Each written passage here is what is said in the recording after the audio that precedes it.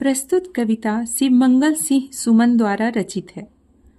प्रस्तुत कविता में कवि ने जीवन पथ के महत्व को व्याख्यायित किया है। प्रथम पद्यांश में कवि कहते हैं, गति प्रबल पैरों में भरी, फिर क्यों रहूं दर दर खड़ा, जब आज मेरे सामने है रास्ता इतना पड़ा। जब तक न मंजिल पा सकूं तब तक न मुझे विराम है, चलना हमारा काम है। कवि कहते हैं कि मेरे पैरों में इतनी रफ्तार है कि मैं तेज गति से चल सकता हूं, तो फिर मैं क्यों जगह जगह खड़ा रहूं।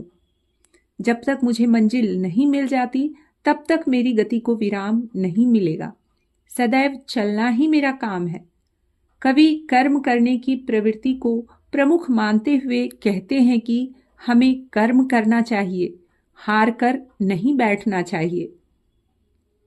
व्यक्ति को जीवन में एक लक्ष्य निर्धारित कर उसे प्राप्त करना चाहिए, फिर मार्ग में कितनी ही बाधाएं क्यों ना आए, हमें उन बाधाओं के लिए जगह जगह नहीं रुकना चाहिए।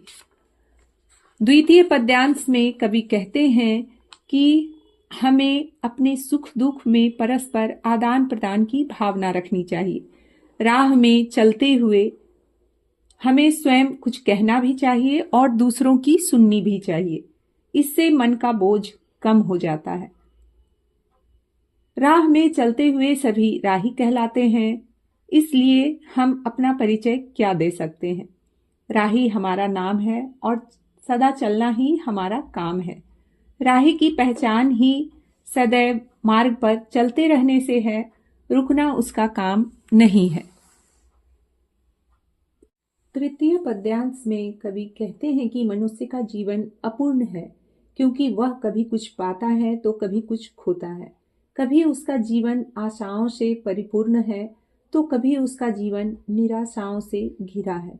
कभी वह हंसता है तो कभी वह रोता है। हमें सदैव इस बात को ध्यान में रखना चाहिए कि हमारी गति व बुद्धि में किसी प्रकार की रुकावट उपस्थित नहीं होनी चाहिए। मनुष्य के जीवन में सुख दुख, आशा निराशा, हंसना रोना आदि निरंतर चलता रहता है, किंतु इन सब के चलते मनुष्य को हार कर नहीं बैठना चाहिए, अपितु निरंतर कर्म मार्ग पर चलते रहना चाहिए। चतुर्थ पद्यांश में कवि कहते हैं कि इतने बड़े संसार में ऐसा कौन है जिसे इस संसार की धारा में नहीं बहना पड़ता। हमारे ही समान सभी के जीवन में सुख दुख का सिलसिला निरंतर गतिमान रहता है। ऐसा कौन है जिसे यह सहना नहीं पड़ता।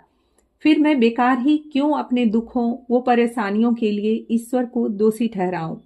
हमें अपने सुखों और परेशानियों, दुखों और परेशानियों के लिए ईश्वर को जिम्मेदार नहीं मानना चाहिए, अपितु निरंतर कर्म मार्ग पर चलते हुए समस्याओं का समाधान करना चाहिए। पांचवें पद्यांश में कवि कहते हैं कि मैं पूर्णता की तलाश में सदैव दर दर भटकता रहा, क्योंकि संसार में पूर्णता विद्यमान है ही नहीं। पूर्णता की तलाश में मेरा मार्ग सदैव कठिनाइयों से परिपूर्ण रहा। कवि के अनुसार हमें मार्ग में आने वाली कठिनाइयों से निराश नहीं होना चाहिए, क्योंकि सुख दुख का आना जाना तो लगा रहता है। संसार में ऐसी कोई भी वस्तु नहीं है जिसे पाकर व्यक्ति संतुष्ट हो जाए या उसकी इच्छाएं समाप्त हो जाए। छठे पद्यांश में कवि कठिनाइयों से पूर्ण जीवन में जो व्यक्ति चलते रहते हैं उन्हें ही सफलता प्राप्त होती है, इसे कवि ने समझाया है। लेकिन कुछ ऐसे व्यक्ति होते हैं जो बीच में ही लौट जाते हैं या आधे रास्ते में ही साथ छोड़ देते हैं। इससे व्यक्ति जो है वह सफल नहीं हो पाते हैं। जो व्यक्ति निरंतर कठिनाइयों का सामना करते हुए मार्ग पर चलते रहते हैं उन्हें ही जीवन में सफलता प्राप्त होती है। जो लोग आधे रास्ते से ही चले गए या फिर जीवन में आती कठिनाइयों से डर कर पीछे हट गए, वे सदैव पीछे ही रह जाते हैं। इसलिए हमें निरंतर आगे बढ़ते रहना चाहिए।